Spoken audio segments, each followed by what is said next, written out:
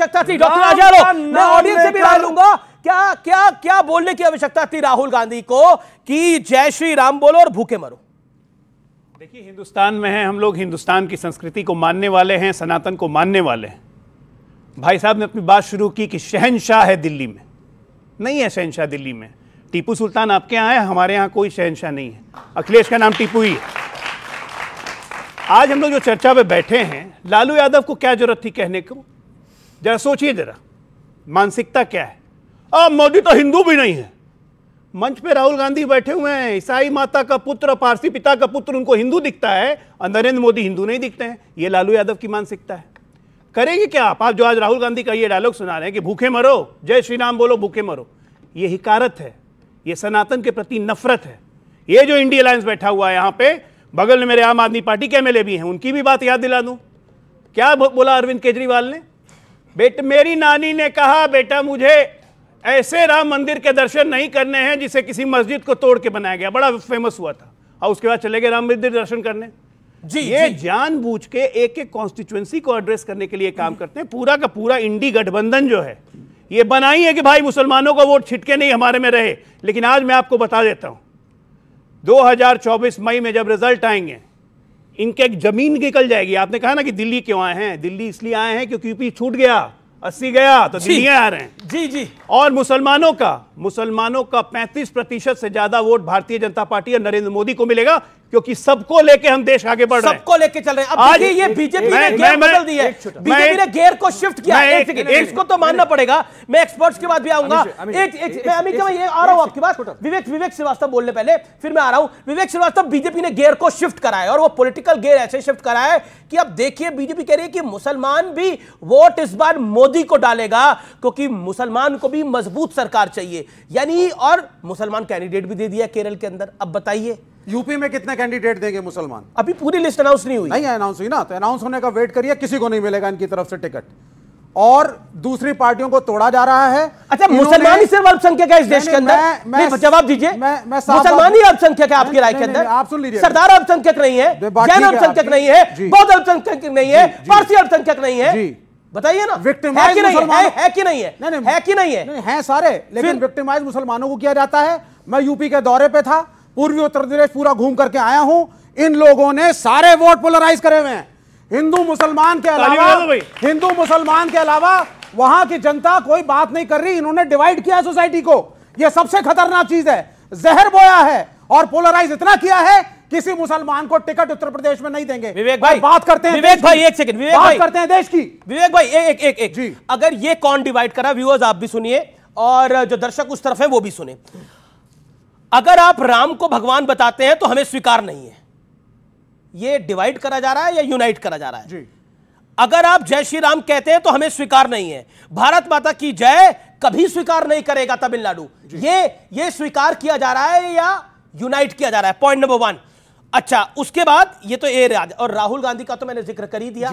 आप जय श्री राम बोलो और भूखे मरो, ये यूनाइट हो रहा है या डिवाइड हो रहा है? राहुल गांधी ने बिल्कुल सही कहा है। बहुत बढ़िया। वो कहते हैं, और मैं जस्टिफाई करूंगा कि जय श्री राम बोलो और भूखे मरो, मैं जस्टिफाई करूंगा इसको, क्योंकि जय श्री राम का प्रयोग आध्यात्मिक उन्नति के लिए ये नहीं कर रहे हैं, ये कर रहे हैं डिवाइड करने के लिए, वोट के लिए, मंदिर के नाम पे वोट इकट्ठा करने के लिए।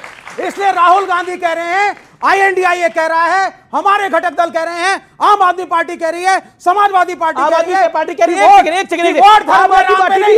है, वोट धर्म के। आम आदमी पार्टी भी कह रही है कि जय श्री राम बोलो और भूखे मरो। राहुल गांधी की बात के साथ हाथ की बात में बात मिला रही है। अमीश भाई, जब मैं छोटा था ना जी, तो मैं सुना करता था, ना हिंदू बनेगा ना मुसलमान बनेगा, इंसान की औलाद है तो इंसान बनेगा। जी जी जी।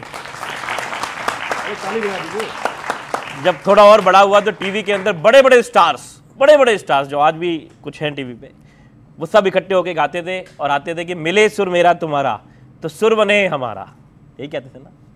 आज मैं ये देख रहा हूँ कि जो डिबेट शुरू हुई और यही चलती जाएगी, हिंदू मुस्लिम हिंदू मुस्लिम हिंदू मुस्लिम। देखिए, अगर आप थोड़ा दूसरी तरफ का दिखा देना, अब निशाद साहब कौन सी पार्टी में आज, राजभर जी कौन सी पार्टी में आज, क्या क्या नहीं कहा उन्होंने।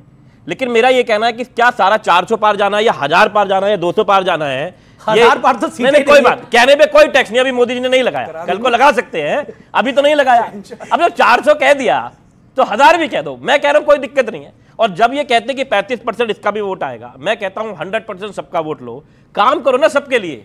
आप किसी को महसूस क्यों कराते हो कोई कोई अलग है, या मुझे क्यों कराते हो, या किसी को भी कोई क्यों ना कराए। ये बार बार किसी धर्म की बात मैंने जो आम आदमी पार्टी की बात मैंने ए राजा और राहुल गांधी को कोट करा, क्या वो यूनाइटेड फील करा रहे हैं? हमारी philosophy right from the day one बहुत क्लियर है, हम ना राइट में है ना लेफ्ट में है, बिल्कुल बीच में है। तो राहुल गांधी ने इसका मतलब गलत बोला। एक मिनट सुनिए, एक मिनट मेरे को कहने दीजिए जो मैं कह रहा हूं।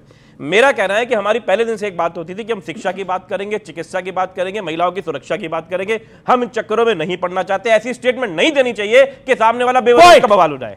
ये आप खुद मान रहे हैं कि राहुल गांधी ने सही नहीं कहा है, क्योंकि लेकिन एक बात और है, दूसरी तरफ से मेरी बात सुनिए, दूसरी तरफ से स्टेटमेंट आएगी तो उसको उस तरीके से नहीं दिखाया जाता। अब तोगड़िया जी कहेंगे मेरी जान को खतरा, होटल में भागेंगे मोदी जी से बच के, नहीं दिखाएंगे। शंकराचार्य मना करेंगे कि राम मंदिर का गलत टाइम पे हो रहा है, आप नहीं दिखाएंगे। अब देखिए, अब राहुल गांधी जी की जो बात है, बहुत पहले वेदों में लिखा हुआ, वेदों को कह रहा हूं सॉरी, बहुत पहले एक ऐसे ही कहावत है, गांव में कहते हैं कि भूखे भजन न भजे गोपाला, ले पकड़ अपनी कंठी माला। तो इसका मतलब ये तो नहीं होगा आदमी पापी हो गया या भगवान को नहीं पसंद कर रहा। बड़ी सिंपल बात है कि भगवान का राम ने उसका एक समय है, लेकिन कर्म का धर्म का दोनों का एक समय, और ये व्यक्ति कर्म भी कर रहा है, कोई धर्म भी कर रहा है, दोनों करे, बहुत अच्छी बात है, दोनों करने चाहिए। अमित जी इन्होंने कहा कि ना हिंदू बनूंगा ना मुसलमान बनूंगा, इंसान की औलाद है, इंसान बनूंगा। बहुत अच्छा। मैं पूछना चाहता हूं अमित भाई से, आपको अपने मुस्लिम होने पे गर्व है या नहीं?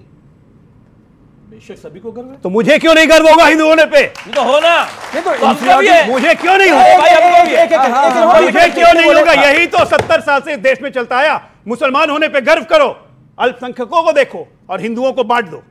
हिंदू अस्मिता को खत्म करने की बात होती है, दर्द वहां होता है। इसी देश में 500 साल हम लड़ाई लड़ते रह गए, बहुसंख्यक होने के बावजूद। एक अयोध्या का मंदिर बनवाने में हमें 500 साल लग गए। आज भी ज्ञानपीठ पे हमारी लड़ाई जारी है कोर्ट में, आज भी मथुरा में हमारी लड़ाई जारी है कोर्ट में। अगर बहुसंख्यक मेजॉरिटेरियनिज्म जो ये आरोप हम पे लगाते हैं, अगर इसका एक जज्बा हम में होता, इसका एक जज्बा हम में होता, तो क्या जरूरत ही न्यायालय की? अगर ये इस्लामिक देश होता तो क्या इनको मंजिल लेने में टाइम लगता? आपकी पार्टी सिर्फ बहुसंख्यक की है, गायब कर देते। आपकी पार्टी सिर्फ बहुसंख्यक की है, वो किसी के बीच में नहीं बोले। आपकी पार्टी डिसिप्लिन को फॉलो करें विवेक जी, नहीं बोल, डिसिप्लिन, मेरा एक मामला है, मैं एक बात कहता हूं कि हर एक को अपने धर्म के प्रति आदर और धर्म के प्रति सचेत रहना चाहिए। लेकिन और गर्वान्वित होनी एक चाहिए। प्रश्न मेरा भी है सर, जी बिल्कुल, कि आप कह रहे हैं कि हर एक को अपने धर्म के प्रति सचेत रहना चाहिए, सबको अपने धर्म के लिए काम करना चाहिए, लेकिन कर्म भी साथ में करना चाहिए। मेरा पॉइंट यह है कि हिंदू धर्म बीजेपी की बपौती तो है नहीं है, बिल्कुल नहीं है, नहीं है। तो फिर आप उसको अपनी कस्टडी में क्यों रखना चाहते हैं? कहां ये आरोप है आपके ऊपर। क्यों आरोप लगा रहे हो? कौन कस्टडी में रखना चाह रहा है? रामलला का इन्विटेशन, पॉलिटिकल कस्टडी की मैं बात कर रहा हूं। रामलला का जब इन्विटेशन गया तो कहे कि ये बीजेपी का इवेंट है, हम नहीं जाएंगे। रामलला के खाली बीजेपी के हैं? अच्छा, यहाँ पे कौन कौन लोग